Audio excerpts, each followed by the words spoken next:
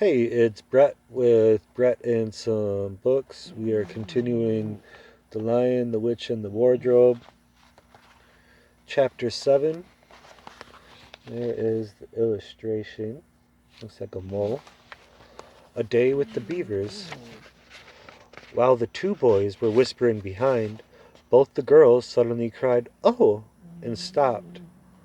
"The robin!" cried Lucy. "The robin! It's flown away!" And so it had, right out of sight. "And now what are we to do?" said Edmund, giving Peter a look which was as much to say, "What did I tell you?" "Shh! Look!" said Susan. "What?" said Peter. "There's something moving among the trees over there to the left."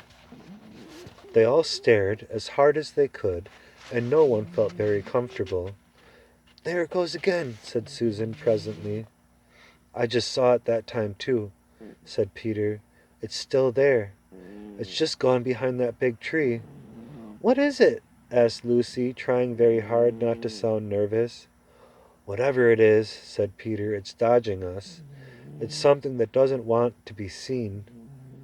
"Let's go home," said Susan, and then, though nobody said it out loud, everyone suddenly realized the same fact that Edmund had whispered to Peter at the end of the last chapter.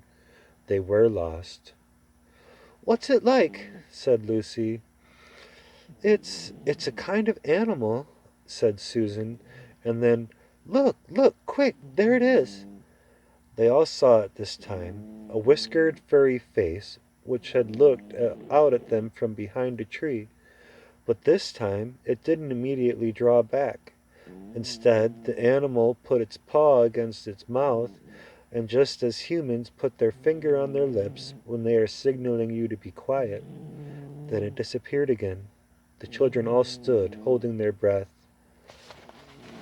And here is the beaver. A moment later, the stranger came out from behind the tree, glanced all around as if it were afraid someone was watching, and said, "Hush!" made signs for them to join them in the thicker bit of the wood where it was standing, and then once more disappeared. I know what it is," said Peter. "It's a beaver. I saw the tail." "It wants us to go to it," said Susan, "and it's warning us not to make a noise." "I know," said Peter. "The question is, are we going to do it or not? What do you think, Lou?" "I think it's a nice beaver," said Lucy. "Yes, but how do we know?" said Edmund. "Shan't we have to risk it?" said Susan. "I mean, it's no good just standing here, and I feel I want some dinner." At this moment the beaver again popped its head out from behind the tree and beckoned earnestly to them. "Come on," said Peter. "Let's give it a try. All keep close together. We ought to be a match for one beaver if it turns out to be an enemy." So the children got all close together and walked up to the tree, and behind it, there, sure enough, they found the beaver. But it still drew back, saying to them in a hoarse, throaty whisper, "Further in! Come further in! Right in here! We're not safe in the open." Only when it had led them into a dark spot where four trees grew so close together that their boughs met, and the brown earth and pine needles could be seen underfoot, because no snow had been able to fall there, did it begin to talk to them. "Are you the sons of Adam and the daughters of Eve?" it said. "We're some of them," said Peter. "Shh!" said the beaver. "Not so loud, please. We're not even safe here." "Why, who are you afraid of?" said Peter. "There's no one here but ourselves." "There are the trees," said the beaver. "They're always listening. Most of them are on our side, but there are trees that would betray us to her. You know what I mean." It nodded its head several times. "If it comes to talking about sides," said Edmund, "how do we know you're a friend?" "Not meaning to be rude, Mr. Beaver," added Peter, "but you see we're strangers." Quite right," said the beaver. "Here is my token." With these words, it held up to them a little white object. They all looked at it in surprise till suddenly Lucy said, "Oh, of course, it's my handkerchief, the one I gave to poor Tumnus." "That's right," said the beaver. "Poor fellow. He got wind of the arrest before it actually happened and handed this over to me. He said that if anything happened to him, I must meet you here and take you on to—" Here the beaver's voice sank into silence, and it gave one or two very mysterious nods. Then, signaling to the children to stand as close around it as they possibly could, so that their faces were actually tickled by the whiskers, it added in a low whisper, "They say Aslan is on the move, perhaps has already landed." And now a very curious thing happened. None of the children knew who Aslan was any more than you do, but the moment the beaver had spoken these words, everyone felt quite different. Perhaps it has sometimes happened to you in a dream that someone says something which you don't understand, but in the dream it feels as if it had some enormous meaning, either a terrifying one which turns the whole dream into a nightmare, or else a lovely meaning, too lovely to put into words, which makes the dream so beautiful that you remember it all your life and are always wishing you could get into that dream again. It was like that now. As at the name of Aslan, each one of the children felt something jump in its inside. Edmund something of felt the sensation of mysterious horror. Peter felt suddenly brave and adventurous. Susan felt as if some delicious smell or some delightful strain of music had just floated by her. And Lucy got the feeling you have when you wake up in the morning and realize it's the beginning of the holidays or the beginning of summer. "And what about Mr. Tumnus?" said Lucy. "Where is he?" "Shh! Not here. I must bring you to where we can have a real talk and also dinner." No one except Edmund felt any difficulty about trusting the beaver now, and everyone, including Edmund, was very glad to hear the word dinner.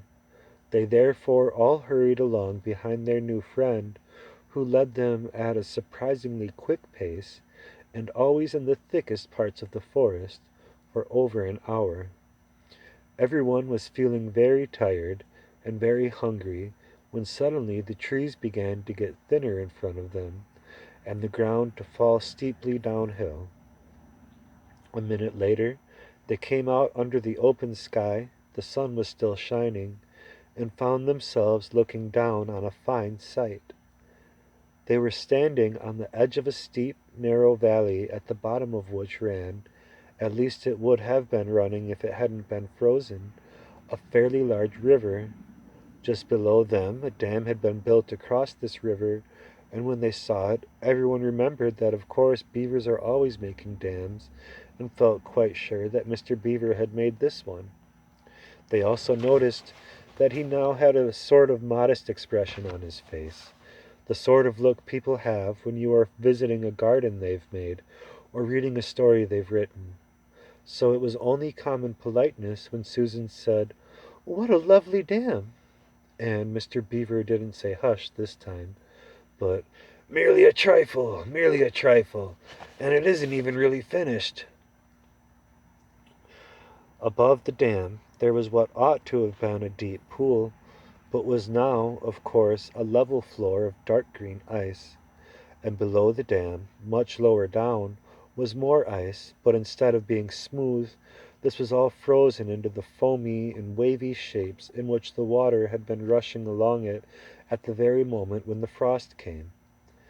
And where the water had been trickling over and spurting through in the dam, there was now a glittering wall of icicles, as if the right side of the dam had been covered all over with flowers and wreaths and festoons of the purest sugar. And out in the middle, and partly on top of the dam, was a funny little house, shaped rather like an enormous beehive, and from a hole in the roof smoke was coming up, so that when you saw it, especially if you were hungry, you at once thought of cooking, and became hungrier than you were before. That was what the others chiefly noticed, but Edmund noticed something else. Here is the illustration. Lower down the river there was another small river which had come down another small valley to join it, and looking up that valley, Edmund could see two small hills, and he was almost sure they were the two hills which the White Witch had pointed out to him when he parted from her at the lamp post the other day. And then, between them, he thought, must be her place, only a mile off or less. And he thought about Turkish delight and about being a king. "And I wonder how Peter will like that," he asked himself, and horrible ideas came into his head. "Here we are, Mr. Beaver," said Mr. Beaver, "and it looks as if Miss Beaver is expecting us. I'll lead the way. Must be careful and don't slip." The top of the dam was wide enough to walk on, though not, for humans, a very nice place to walk, because it was covered with ice, and though the frozen pool was beneath it on one side, there was a nasty drop on the lower river on the other side, and along this route Mr. Beaver led them in single file right out the middle, where they could look a long way up the river and a long way down it. And when they had reached the middle, they were at the door of the house. "Here we are, Mrs. Beaver," said Mr. Beaver. "I found them. Here are the sons and daughters of Adam and Eve." And they all went in.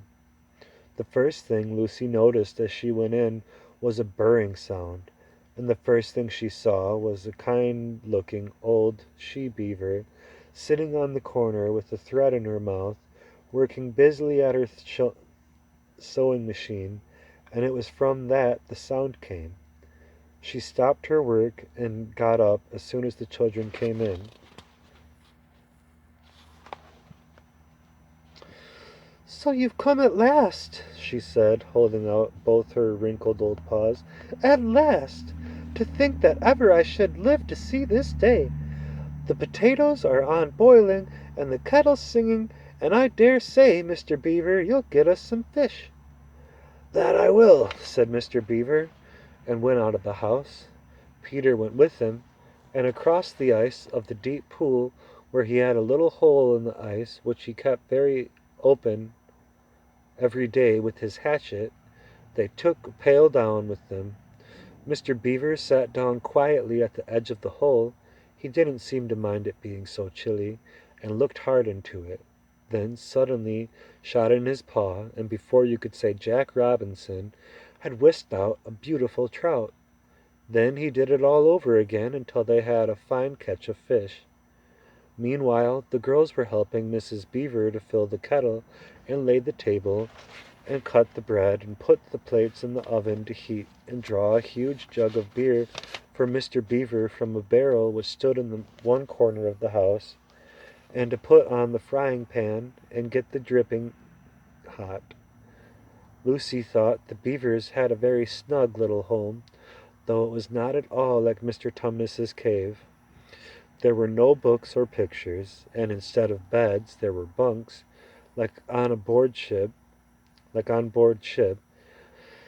built into the wall, and there were hams and strings of onions hanging from the roof, and against the walls were gumboots and oilskins and hatchets and pairs of shears and spades and trowels and things for carrying mortar in, and fishing rods and fishing nets and sacks. And the cloth on the table, though very clean, was very rough. Just as the frying pan was nicely hissing, Peter and Mr. Beaver came in, with the fish which Mr. Beaver had already opened with his knife and cleaned out in the open air. You can think how good the new caught fish smelled while they were frying, and how the hungry children longed for them to be done, and how very much hungrier they still had become before Mr. Beaver said, "Now we're nearly ready." Susan drained the potatoes, and then put them all back in the empty pot to dry on the side of the range, while Lucy was helping Mrs. Beaver dish up the trout, so that in a very few minutes everyone was drawing up their stools, It was all three-legged stools in the Beaver's house, except for Mrs. Beaver's very own special rocking chair beside the fire, and preparing to enjoy themselves. There was a jug of creamy milk for the children. Mr. Beaver stuck to beer, and a great big lump of deep yellow butter on the middle of the table, from which everyone took as much as he wanted to go with his potatoes. And all the children thought, and I agree with them, that there's nothing to beat good freshwater fish if you eat it when it has been alive half an hour ago and has come out of the pan half a minute ago.